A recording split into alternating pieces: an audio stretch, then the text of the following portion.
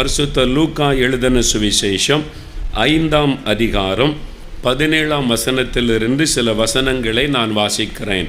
பின்பு ஒரு நாள் அவர் இயேசு உபதேசம் பண்ணி கொண்டிருந்த போது கலிலேயா யூதேயா நாடுகளில் உள்ள சகல கிராமங்களிலும் எருசலேம் நகரத்திலும் இருந்து வந்த பரிசேயரும் நியாய சாஸ்திரிகளும் உட்கார்ந்திருந்தார்கள்.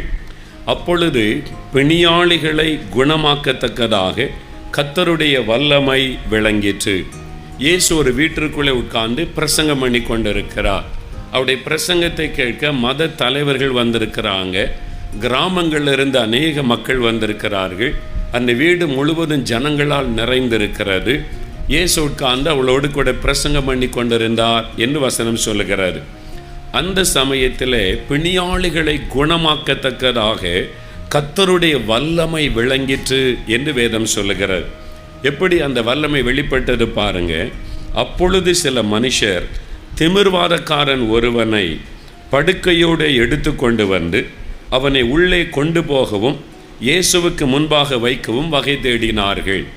அந்த ஊரில் திமிர்வாதக்காரன் ஒருவன் இருந்தான். படுக்கையிலே அவன் படுத்திருக்கிறான். அவனுடைய கைகள் வளைந்திருக்கலாம், கால்கள் வளைந்திருக்கலாம். வாதத்தில் பலவிதமான வாத நோய்கள் உண்டு. அதில் திமிர்வாதம் என்பது உங்களுக்கு தெரிந்த ஒரு காரியம்தான். சிலருக்கு அப்படியே வாய் கோணிரும், கழுத்து கோணிரும், கை காலெல்லாம் அப்படியே எலும்புகள் மடங்கி விடும். அவனால் எழும்பி உட்கார முடியாது, நிற்க முடியாது, நடக்க முடியாது. திமிர்வாத நோயினால் பாதிக்கப்பட்ட அந்த மனுஷன் படுக்கையிலே கஷ்டப்பட்டு கொண்டிருக்கிறான். அப்போ சில மனிதர்கள் அவன் மீது அன்பு கூர்ந்து இவனை இயேசுவனிடத்திலே கொண்டு போனால் இவன் சுகமாகி விடுவான் என்று அவனை படுக்கையோடு தூக்கிட்டு வர்றாங்க. இயேசுக்கிட்ட கொண்டு போகலாம், இயேசுவுக்கு முன்னால் வச்சா போதும், இவன் சுகமாகி விடுவான் என்று கொண்டு வருகிறார்கள். ஆனால் ஜனங்கள் கூட்டமாக இருக்கிறாங்க. வீட்டுக்குள்ளே ஜனக்கூட்டம், வாசலில் ஜனக்கூட்டம், வீட்டை சுற்றிலும் ஆட்கள் இயேசு பிரசங்கம் என்றது கேட்டுக்கொண்டிருக்கிறார்கள். அதனால் இவங்களால் ஜனக்கூட்டத்துக்குள்ள அந்த மனிதனை தூக்கி கொண்டு இயேசுக்கு அருகில் போக முடியவில்லை. உடனே அவங்க யோசித்தாங்க, ஐயோ பாவம், இயேசுவிடத்தில் கொண்டு வந்த முடியவில்லை என்று திருப்பி கொண்டு போகவில்லை. வேதம் சொல்லுகிறது, ஜனக்கூட்டம் மிகுதியாக இருந்தபடியால் அவனை உள்ளே கொண்டு போகிறதற்கு வகை காணாமல் வீட்டின் மேல் ஏறி தட்டோடுகள் வழியாய் ஜனங்களின் மத்தியில் இயேசுவுக்கு முன்பாக அவனை படுக்கையோடு இறக்கினார்கள். வீட்டுக்கு மேலே ஏறினாங்க. மாடிப்படியில் ஏறி போனால் அந்த வீடு தட்டோடுகள் போட்ட வீடு. அந்த ஓட்டெல்லாம் பிரித்து ஒரு துவாரம் உண்டாக்கி அந்த வீட்டு மேல் கூரையிலிருந்து அவனை இயேசுவுக்கு முன்னால் படுக்கையோடு கூட கயிறு கட்டி இறக்கி விட்டார்கள். இயேசு அவனை பார்க்கிறார். அப்போ என்ன நடக்குது? அவர்களுடைய விசுவாசத்தை இயேசு கண்டு திமிர்வாதக்காரனை நோக்கி, மனுஷனே, உன் பாவங்கள் உனக்கு மன்னிக்கப்பட்டது என்று இயேசு சொன்னார். உடனே அங்கே இந்த மத தலைவர்கள் நினைக்கிறார்கள், பாவங்களை மன்னிக்க இந்த இயேசு யார்? இவர் எப்படி பாவத்தை மன்னிக்க முடியும்? தேவன்தானே பாவத்தை மன்னிக்க முடியும் என்று இயேசுவை தெய்வமாக நம்பாதபடியால் அவர்கள் முறுமுறுத்தார்கள். அப்பொழுது இயேசு சொல்லுகிறார், பூமியிலே பாவங்களை மன்னிக்க மனுஷகுமாரனாகிய எனக்கு அதிகாரம் உண்டு. தான் இந்த உலகத்தில் வந்த இறைவன் என்பதை ஆண்டவர் வெளிப்படுத்தி அவருடைய சிந்தனைகளை அறிந்து ஆண்டவர் அப்படி பேசிவிட்டு ஆண்டவர் சொல்லுகிறார், அந்த திமிர்வாதக்காரனை பார்த்து சொல்லுகிறார், நீ உன் படுக்கையை எடுத்துக்கொண்டு உன் வீட்டுக்கு போன்னு ஒரு வார்த்தை இயேசு சொன்னார். அந்த படுக்கையை சுமந்து கொண்டு அவன் இயேசுவை மகிமைப்படுத்தி விட்டு வீட்டுக்கு போனான். அதனாலே எல்லாரும் ஆச்சரியப்பட்டு தேவனை மகிமைப்படுத்தினார்கள். அல்லாமலும் அவர்கள் பயம் நிறைந்தவர்களாகி அதிசயமான காரியங்களை இன்று கண்டோம் என்றார்கள். இன்றைக்கு அதிசயமான காரியங்களை கண்டோம் என்றார்கள். இந்த மனுஷனை கொண்டு வர்றாங்க, இயேசுவனை கொண்டு வர்றாங்க. வீட்டுக்குள்ளே போக முடியல. உடனே மாடியில் ஏறி ஓட்டை எல்லாம் பிரித்து அந்த வீட்டுக்குள்ளே இறக்குறாங்க. கொஞ்சம் யோசித்து பாருங்கள், உங்கள் வீட்டில் இயேசு இருந்து அந்த ஓட்டெல்லாம் ஒருத்தர் கலட்டினா நீங்கள் என்ன பண்ணுவீங்க? யாருடா எங்கள் வீட்டை உடைக்கிறது? நாங்கள் எவ்வளோ கஷ்டப்பட்டு வீடு கட்டி இருக்கிறோம். ஒரு வீடு கட்டுற கஷ்டம் யாருக்கு தெரியும்? வீட்டெல்லாம் உடைக்கிறியன்னு சண்டைக்கு போயிருப்போம்ல. ஆனால் அந்த வீட்டுக்காரர் யாரும் சண்டைக்கு போகவே இல்லை. வீட்டையே திறக்கிறாங்க, மேல் கூரையை பிரித்து எடுத்து ஓட்டை எடுத்து ஒரு ஆளையை உள்ளே இறக்குறாங்க. யாரும் ஒன்றும் பதில் சொல்லலை. ஏன்? இயேசு அங்கே இருந்தா. அல்லேலூயா. இயேசு அங்கே இருந்ததுனால வீட்டையே உடைச்சி ஒரு ஆளை இறக்குறாங்க. ஒருத்தர் அந்த வீட்டுக்காரங்க கூட ஒன்றும் பேசலை, அமைதியாக இருக்கிறாங்க. எல்லோரும் பார்க்குறாங்க, ஒரு திமிர்வாதக்காரனை இயேசுக்கு முன்னால் இறக்கி வச்சுட்டாங்க. மேலேருந்து அவங்க பார்க்குறாங்க, இயேசு அவங்கள பார்க்குறாரு. இவங்க இந்த மனுஷனை கொண்டு வந்து எனக்கு முன்னால் வச்சுருக்கிறாங்களே நீ பார்க்கிறார். இயேசு கோவப்பட்டாரா? ஒரு வீட்டையே பாழ் பண்ணுறீங்களாப்பா, நான் தான் வெளியே வந்து சுகமாக்கிறேன் அப்படி சொன்னாரா? ஒன்றும் சொல்லலை. வேதம் சொல்லுகிற அவருடைய விசுவாசத்தை இயேசு கண்டாராம். ஆண்டவருடைய வார்த்தை சொல்லுகிறது, அவருடைய விசுவாசத்தை இயேசு கண்டார். அந்த அவனை தூக்கிட்டு வந்த நண்பர்கள், இயேசுகிட்ட போனால் இவனுக்கு ஒரு அற்புதம் நடக்கும், இவன் சுகமாயிருவான், இவனுடைய துக்கம் சந்தோஷமாக மாறிடும், பாவம் இவன் படுக்கையில் கஷ்டப்படுகிறானே, ஒரு அற்புதம் நடக்கணும்னு சொல்லி விசுவாசத்தோடு கொண்டு வந்திருக்கிறாங்க பாருங்க. அந்த விசுவாசத்தை இயேசு கண்டாராம். கண்ட உடனே அந்த மனுஷனை பார்க்கிறார். அவன் அப்படியே சுருண்டு படுத்திருக்கிறான், கை காலெல்லாம் முடக்கப்பட்டு. அவனை பார்த்து இயேசு என்ன சொன்னார் தெரியுமா? மகனை திடன்கொள், உன் பாவங்கள் உனக்கு மன்னிக்கப்பட்டது. முதலாவது இயேசு சொல்கிறாரு, உன் பாவம் உனக்கு மன்னிக்கப்பட்டதுன்னு சொல்கிறார். ஏன் ஆண்டவர் அந்த வார்த்தையை சொல்லணும்? எழும்பி நடன்னு சொன்னால் அவன் நடக்க போகிறான், சுகம் உண்டாக போகிறாரு. அதுக்கு தான் அவனை கொண்டு வந்திருக்கிறாங்க. ஆனால் இயேசு சொல்லுகிறார், மகனை திடன்கொள். மத்தேயு 9 அதிகாரத்திலையும் 2ஆம் வசனத்திலேருந்து இதே காரியம் எழுதப்பட்டிருக்கிறது. அப்போ அந்த அற்புதத்தை நேரில் பார்த்த அந்த மத்தேயு எழுதுகிறார். அவனை பார்த்து இயேசு சொல்கிறாராம், மகனை திடன்கொள், நீ பயப்படாத, நீ கலங்காத, நீ திடன்கொள், உன் பாவங்கள் உனக்கு மன்னிக்கப்பட்டதுன்னு சொல்கிறார். ஏன் அந்த வார்த்தை ஆண்டவர் சொன்னார் என்றால், அந்த வியாதிக்கு காரணமே அவனுடைய பாவங்கள். எல்லா வியாதிக்கும் பாவம் தான் காரணம்னு சொல்ல முடியாது. நாம் இயற்கை விதிகளை மீறும் பொழுது சில நோய்கள் நமக்கு வரக்கூடும். நோய் கிருமிகளினால் நோய்கள் வரக்கூடும். பல காரிய வேதத்தில் எழுதப்பட்டிருக்கிறது. சில பாவங்கள் வியாதியை நம் சரீரத்தில் கொண்டு வரும். இவன் வியாதிப்பட்டதற்கு காரணம் இவனுடைய பாவம். அதனால தான் அவன் வியாதிப்பட்டு படுக்கையில் இருக்கிறான். அதனால் தான் இயேசு சொல்லுகிறார், இவனுடைய பாவம் மன்னிக்கப்பட்டால் தான் இவன் சுகமாக்கப்பட முடியும். அந்த தடை மாறினால்தான் ஒரு அற்புதம் இவன் வாழ்க்கையில் நடக்க முடியும். அதனால தான் அப்போ தான் அவனுக்கு சமாதானம் உண்டாக முடியும். அதனால் இயேசு சொல்லுகிறார், மகனை திடன்கொள், உன் பாவம் மன்னிக்கப்பட்டது. இயேசு ஏன் அப்படி திடன்கொள் என்று சொல்லுகிறார்? இவனுக்கு தெரியும், தன்னுடைய பாவத்தினால தான் இந்த வியாதி என்று அவனுக்கே தெரியும். அவனுக்கே தெரியும், நம்ம பாவத்தினால தான் இந்த வியாதி நமக்கு வந்திருக்குன்னு அவனுக்கே தெரியும். அவனுடைய உள்ளத்தில் என்ன துக்கம்? இயேசு என்னை மன்னிப்பாரா? நான் செய்கிற பாவத்தை எனக்கு மன்னிப்பாரா? அல்லது அவர் தீர்க்கதரிசி ஆயிற்றே, நான் செய்கிற பாவெல்லாம் அவருக்கு தெரியுமே, நீ பாவியான மனுஷன், நீ பாவத்திற்கு ஏற்ற தண்டனை அனுபவிக்கிறாய் என்று என்னை புறக்கணித்து விடுவாரோ என்கிற பயம். பாவத்தை குறித்த உணர்வு இருந்தது, என் பாவம் மன்னிக்கப்படுமான ஏக்கம் இருந்தது. அதனால் இயேசு அவனை பார்த்து சொல்றார், மகனே நீ திடன்கொள். அவன் அன்பாய் எப்படி சொல்கிறார்? மகனேன்னு சொல்லுகிறார். அவனுக்கு இயேசு விட வயசு அதிகம் கூட இருந்திருக்கலாம். அந்த ஆண்டவர் அவன் என்ன சொல்கிறார்? மகனேன்னு சொல்கிறார். நாம் எல்லாருமே தேவனுடைய பிள்ளைகளாக இருக்கிறோம். அல்லேலூயா. நம்மை தான் பிள்ளைகளாக நேசிக்கிறார். அவனை பார்த்து அவனுடைய பாவத்தின் நிமித்தம் அவனை வெறுக்கவில்லை, அவனை மகனேன்னு கூப்பிடுகிறார். உன் பாவம் மன்னிக்கப்பட்டதுன்னு சொல்லுகிறார். அவனுக்குள்ள ஒரு பெரிய சந்தோஷம். அந்த இயேசு என்னை ஏற்றுக்கொண்டார். என் ஊழியத்தின் ஆரம்ப காலத்தில் பல ஆண்டுகளுக்கு முன்னால் ஒரு ஐயா கூட்டத்துக்கு வருவார். நான் அவர் அடிக்கடி பார்த்துருக்கேன். கூட்டம் முடிஞ்ச உடனே ஜெபம் பண்ணிட்டு போவார். ரொம்ப பக்தி உள்ள ஒரு மனிதர், கிறிஸ்தவர் தான், பக்தி உள்ள மனிதர். ஒரு கிராமத்திலேருந்து வருவார். நல்ல வேலை செய்து கொண்டிருந்தா, மனைவி பிள்ளைகள்லாம் இருக்கிறாங்க. ஆனால் கூட்டத்துக்கெல்லாம் வந்து ஜெபிச்சுட்டு போனால் கூட ஏதோ ஒன்றை இழந்த மாதிரி துக்கத்தோடே இருப்பார். ஒரு பெரிய சந்தோஷம், மகிழ்ச்சி அது மாதிரி இருக்க மாட்டார். அவருக்கு தெரியும் ஏதோ ஒரு துக்கம் உள்ளத்தில் இருக்குதுன்னு சொல்லி. ஒரு நாள் என்னை பார்க்க நம்முடைய ஆஃபீஸுக்கு வந்தார். வந்து, ஐயா உங்கள்கிட்ட நான் தனியாக கொஞ்சம் நேரம் பேசணும் என்று சொன்னார். சரி வாங்க, என் ரூமில் உட்காந்து பேசலான்னு என்னுடைய ரூமில் கூட்டு உட்கார வச்சேன். உங்களுடைய என்ன காரியம் ஐயான்னு கேட்டேன். கண்ணீர் விட்டு அழுதார். சிறு பிள்ளை மாதிரி அவர் அழுதார். ஏங்கி ஏங்கி அவர் அழுதார். வயசான ஒரு ஐயா, நல்ல வேலை செய்து கொண்டு மதிப்பு மரியாதையோடு இருக்கிற ஒரு ஐயா. அப்போ நான் கேட்டேன், என்னையா அவங்களுக்கு பிரச்சனைன்னு சொல்லி. அவர் சொன்னார், ஐயா நான் பக்தியுள்ள ஒரு கிறிஸ்தவன் தான். பாருங்க, ஞாயிற்றுக்கிழமை சர்ச்சுக்கு போகிறேன், பக்தியோடு இருக்கிறேன், கூட்டத்துக்கெல்லாம் நான் வர்றேன். ஆனால் சில வருஷத்துக்கு முன்னால் நான் செய்கிற ஒரு பாவம் என்னை தொடர்ந்து வருது. யாருக்குமே தெரியாது, என் மனைவிக்கு தெரியாது, என் பிள்ளைகளுக்கு தெரியாது. எல்லாரும் என்னை நல்ல பக்தி உள்ள கிறிஸ்தவன் தான் நினச்சிக்கிட்டு இருக்கிறாங்க. ஆனால் என் வாழ்க்கையில் நான் பாவம் செய்துட்டேன் ஐயா.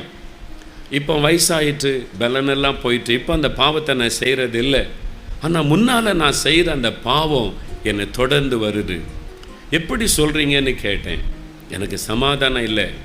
என் பிள்ளைகள் என் வாழ்க்கையெல்லாம் பார்க்கும்போது நிறைய ஆசீர்வாதம் தடைப்பட்டு நிற்குது. என் மனசாட்சி என்னை வாதிக்குது. என் மனசாட்சி, என் உள்ளமே என்னை வாதிக்குது. நீ பாவி, நீ இந்த பாவத்தை செய்திருக்கிற பார், அதான் உன் குடும்ப பிள்ளைகள்லாம் பாதிக்கப்படுறாங்க. என் மனசாட்சியே என்னை வாதிக்குது ஐயா. நான் பக்தியோடு சர்ச்சைக்கு வந்தாலும் கூட்டத்துக்கு வந்தாலும் எனக்கு நிம்மதி இல்லை, ஒரு சமாதானம் இல்லை. எனக்கு தெரியும் நான் செய்கிற பாவம்தான், வேறு யாருக்குமே அது தெரியாதுய்யா அப்படின்னு சொன்னார். ஆனால் ஆண்டவருக்கு தெரியும். இப்போ உங்ககிட்ட நான் சொல்லிருக்கேன் அப்படின்னு சொன்னார். இப்போ நான் அவரை பார்த்து சொன்னேன், ஐயா எல்லா பாவத்தையும் இயேசு சிலுவையில் சுமந்துட்டார். அவர் பாவின்னு யாரையும் புறம்பே தள்ள மாட்டார். ஆனால் ஒரே ஒரு காரியம் இயேசு சொல்றார், தன் பாவத்தை மறைக்கிறவன் வாழ்வடைய மாட்டான், அறிக்கை செய்து விட்டு விடுகிறவன் இறக்கம் வருவான். நீங்கள் ஆண்டவரிடத்தில் இயேசுவே என் பாவத்தை மன்னியும், நான் பாவம் செய்துட்டேன், என்னை மன்னிச்சு எனக்கு ஒரு சமாதானம் தாங்கன்னு கேளுங்க, இயேசு உங்களை கட்டாயம் மன்னிப்பான்னு சொன்னேன். என்னோடு முழங்கால் படியிட்டார். ஒரு சின்ன ஜெபம் பண்ணார். இயேசுவே நான் பாவின்னு உணர்றேன், என்னை மன்னிச்சிருங்க, நான் செய்த தப்பெல்லாம் எனக்கு மன்னிச்சு என் பிள்ளைங்க பாதிக்கப்படக்கூடாது, என் சமாதானம் எனக்கு இல்லை, நிம்மதி இல்லை, எனக்கு நிம்மதி தாங்க அப்படின்னு ஜெபம் பண்ணார். நான் அவருக்காக ஜெபிச்சு முடித்தேன். எழுந்த உடனே என் கையை பிடிச்சிக்கிட்டு ஆண்டவருக்கு ஸ்தோத்திரையான்னு சொன்னார். அப்படி முகத்தில் பார்த்தேன் ஒரு பெரிய மாற்றம், ஒரு மலர்ச்சி. அந்த உள்ளத்திலேருந்து அந்த துக்கம் மாறி ஒரு சந்தோஷம், அந்த குற்ற மனசாட்சி நீங்கி இப்போ என் பாவெல்லாம் மன்னிக்கப்பட்டுட்டு ஆண்டவர் என்னை மன்னிச்சிட்டான்ற ஒரு மகிழ்ச்சி அவருடைய முகத்தில் என்னால் பார்க்க முடிந்தது. அதன் பிறகு அவருடைய வாழ்க்கையை நான் பார்த்தேன். குடும்பத்துக்குள்ள மாற்றம், அவருடைய வாழ்க்கையில் ஒரு ஆசீர்வாதம். அதை பிறகு பார்க்கும்போது ரொம்ப சந்தோஷமாக வந்து நிற்பார். அது ஒரு மலர்ந்த முகத்தோடு இருப்பார். அது வித்தியாசம் தெரிந்தது. அப்படி தான் இந்த மனுஷன் பாவத்து நிமித்தமாக பாதிக்கப்பட்டு மனசு பாதிக்கப்பட்டு வேதனையோடு வந்திருக்கிறான். ஆண்டவர் சொல்றார், மகனே உன் பாவம் உனக்கு மன்னிக்கப்பட்டது, நான் பாவின்னு நான் உன்னை குற்றவாளி ஆக்க மாட்டேன், உன்னை புறம்பே நான் தள்ள மாட்டேன், நீ உன் பாவத்தை உணர்றதுனால நான் மன்னிக்கிறேன்னு இயேசு சொன்னார். அடுத்து ஆண்டவர் சொல்கிறாரு, எழுந்துரு, இப்போ உன் படுக்கை எடுத்துக்கொண்டு நட அப்படின்னு ஆண்டவர் சொல்லுகிறார். இத்தனை வருஷம் அந்த படுக்கை தான் அவனுக்கு எல்லாமே, அதில் தான் சுருண்டு படுத்திருப்பான். படுக்கையோடு தான் அவனை தூக்கிட்டு வந்திருக்கிறாங்க. அவன் படுத்திருந்த படுக்கையோடு தான் இயேசுக்கு முன்னால் கொண்டு வந்து வச்சிருக்கிறாங்க. இத்தனை வருஷமாக மணிக்கணக்காக அந்த படுக்கை தான் அவனை சுமந்து கொண்டு இருந்தது. இப்போ இயேசு சொல்கிறாரு, நீ எழுந்துரு, உன் படுக்கையை சுமந்து கொண்டு போன்ட்டார். இது வரைக்கும் அந்த படுக்கை தானே ஒன்று சுமந்துச்சு, இப்போ இன்றைக்கு நீ அந்த படுக்கையை சுமந்து கொண்டு வீட்டுக்கு போ அப்படின்னு ஆண்டவர் சொன்னார். உடனே சுகமாகி எழும்பி விட்டான். அற்புதமான ஒரு சுகம். படுக்கை எடுத்துக்கொண்டு ஆண்டவரை மகிமைப்படுத்தி விட்டு வீட்டுக்கு திரும்பி போனான். ஜனங்கள்லாம் சொல்கிறாங்க, இன்றைக்கி அதிசயமான காரியத்தை கண்டோம். எவ்வளோ ஆச்சரியம் பாருங்கள். இயேசு இன்றைக்கும் அப்படி செய்கிறாரா? இன்றைக்கி நடந்தது எழுதப்பட்டிருக்குதுங்க, இன்றைக்கி அப்படி நடக்குமா? எனக்கு நடந்துச்சே. என் 14 வயசில் இருதயம் வீங்கி வலது கால் செயலற்று நொண்டியாக நான் படுத்திருந்தேனே. அப்போ இயேசுனாலே எனக்கு பிடிக்காது. இதே நாலுமாவடி கிராமம் தான் எனக்கு. ரொம்ப வைராக்கியமான ஆள். நான் இயேசுவை பற்றி சொன்னால் அவ்வளோதான், அவங்கள விரட்டிடுவேன். நான் அப்படி தான் நான் இருந்தேன். அப்போ எனக்கு 14 வயசு. ஸ்கூலில் 9ஆம் வகுப்பு படிச்சுக்கிட்டு இருக்கேன். மெட்ராஸில் வெள்ளிவாக்கத்தில் சிங்காரம்பிள்ளை ஸ்கூலில். நடக்க முடியாமல் ஆயிட்டு, வலது கால் செயலற்று நொண்டியாக படுத்திருந்தேன். வீட்டில் பாடியில் நாங்கள் இருந்தோம். முன்னால் எங்கள் அப்பாவுக்கு பாத்திர கடை, பின்னால் எங்களுடைய வீடு, அதில் தான் நான் படுத்திருந்தேன். 6 வீடு, காம்பவுண்டு வீடு, அதில் முதல் வீடு எங்கள் வீடு. படுத்திருந்தேன், நொண்டியாய் படுத்திருந்தேன். டாக்டர்ஸ் கைவிட்டுட்டாங்க. எலும்பும் தோலுமாய் படுத்திருந்தேன். மரணம் நிச்சயம், அவ்வளோதான். எங்கள் அப்பா அம்மா கூப்பிட்டு ஸ்பெஷலிஸ்ட் டாக்டர் சொல்லிட்டாங்க, உடைய மகன் ரொம்ப நாள் உயிரோடு இருக்க முடியாது, இருதயம் முற்றிலும் டேமேஜ் ஆயிட்டுன்னு சொல்லிட்டாங்க. அப்போ மரணம் நிச்சயம்ன்ற நிலைமையில் எங்கள் வீட்டுக்குள்ளே ஒரு மரண படுக்கை. யோசித்து பாருங்கள், அந்த வீடு நிம்மதியாக இருந்திருக்குமா? ஒரு சந்தோஷம் இருந்திருக்குமா? ஒரு மரண வீடு போல் எங்கள் வீடு இருந்தது. சில மாதங்கள் அந்த வேதனை. அப்போ தான் ஒரு கிறிஸ்தவ சகோதரர் எங்கள் கடையில் எங்கள் அப்பாவோட ஜாமான் வாங்க வந்ததில் பழகினவர். அவர் நான் நோய் வாய்ப்பட்டிருப்பதை கேள்விப்பட்டு விசாரிச்சுட்டு போக வீட்டுக்கு வந்தார். எங்கள் அம்மா அவரை பார்த்து அழுதாங்க கண்ணீரோடு.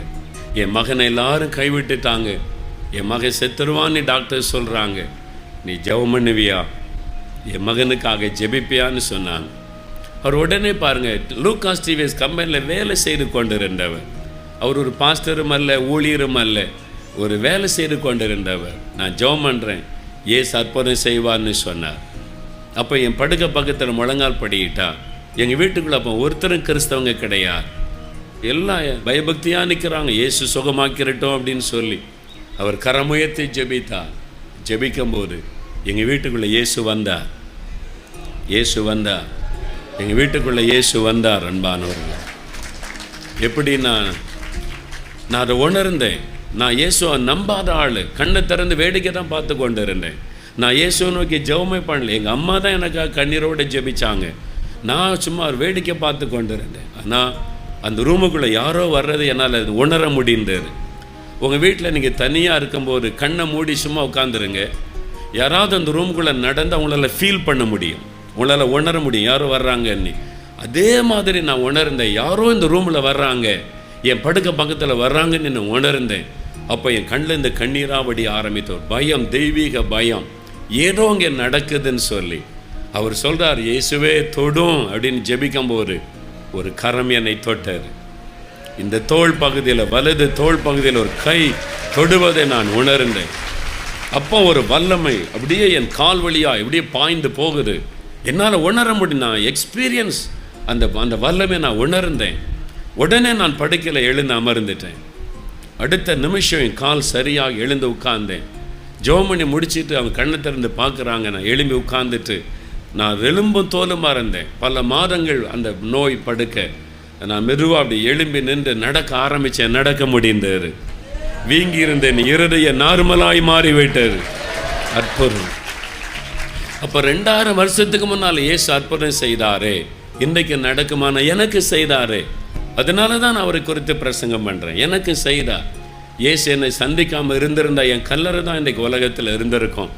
என்னை நேசித்து நான் அவரை நம்பலை, அவரை தூஷித்தேன். ஆண்டவர், நீ உனக்கு எனக்கு என்ன சம்பந்தம்னு ஆண்டவர் போகலை, எனக்கு கூட அற்புதம் செய்தார். அப்போ உங்களுக்கு செய்ய மாட்டாரா? இன்றைக்கு அவர் செய்வார். இன்றைக்கு அவர் உங்களுக்கு செய்ய போகிறார், உங்களை தொட போகிறார், உங்களுக்கு அற்புதம் செய்ய போகிறார். கண்கள் பாதிக்கப்பட்டவங்களுக்கு கண்ணில் பார்வை கொடுக்க போகிறார். இன்றைக்கு இப்போ நடக்க போகிறது. இப்போ நம்ம ஜெபிக்கும் போது இயேசு உங்களை தொட போகிறார். அவருடைய வல்லமை இங்கே பிரசன்னமாகி இருக்கிறது. நான் இதை ஆவியிலே உணர்கிறேன். ஆண்டவருடைய சுகமளிக்கிற வல்லமை இங்கே பிரசன்னமாகி இருக்கிறது. இப்பொழுது ஆண்டவருடைய வல்லமை தொட்ட உடனே சுகம். அவன் சுகமானான், எழும்பி நடந்துட்டான். அற்புதமான சுகம். நொண்டியா கிடந்த எனக்கு அற்புத சுகம் கொடுத்தார். உங்களை சுகமாக்குவார். பயப்படாதங்க. எந்த வியாதியா இருக்கட்டும், இயேசு இலவசமாய் சுகம் தருவார். இப்போ அவருடைய வல்லமை உங்களை தொடப்போகிறது. நீங்கள் சுகமடைய போறீங்க. அது எந்த நோயா இருக்கட்டும், ஒரு அற்புதமான மாற்றம் உண்டாகும். விசுவாசிங்க. இன்றைக்கு இயேசு என்னை தொடுவார்னு விசுவாசிங்க. அந்த சுகமளிக்கிற வல்லமை என்னை தொடும், நான் சுகமாவேன்னு விசுவாசிங்க. இந்த அற்புதத்தை செய்ய காரணம் என்ன தெரியுமா? இயேசுவுடைய விசுவாசத்தை கண்டு என்று வேதம் சொல்லுகிறார். அந்த விசுவாசத்தை கண்டு அற்புதம் செய்தார். வேற ஒன்றும் அவர் கேட்கல. உங்கள்கிட்ட காணிக்கை கேட்கல, பொண்ணு பொருளை கேட்கல. என்னை விசுவாசிக்கிறியா, நான் உனக்கு அற்புதம் செய்கிறேன், அவ்வளோதான் கேட்குறார். என்னிடத்தில் வல்லமை உண்டு நீ விசுவாசிக்கிறாயா? ஒரு குருடன் வந்து கூப்பிட்றான், இயேசுவே தாவீதின் குமாரனே எனக்கு இறங்கும். இயேசுவனை பார்த்து எனக்கு என்ன காணி கொண்டு வந்த? இயேசு அதை கேட்கல. அவர் என்ன கேட்டார் தெரியுமா? இதை செய்ய என்னிடத்தில் வல்லமை உண்டு, நீ விசுவாசிக்கிறியா? நான் உன்னை சுகமாக்குவேன்னு எனக்கு நீ விசுவாசிக்கிறியான்னு கேட்டார். விசுவாசிக்கிற ஆண்டவரே நான் உடனே அற்புதம் செய்தார். வேற ஒன்றும் இல்லை, விசுவாசம், அவ்வளோதான். இயேசு என்னை தொடுவார், இப்போ என்னை குணமாக்குவான்னு விசுவாசிங்க, உடனே அற்புதம் நடக்கும். நீங்கள் விசுவாசிக்கிறீங்களா? இன்றைக்கு இயேசு என்னை குணமாக்குவான்னு விசுவாசிக்கிறீங்களா? இயேசு என்னை தொடுவார்னு விசுவாசிக்கிறீங்களா? அப்போ ஆண்டவர் அற்புதம் செய்வார்.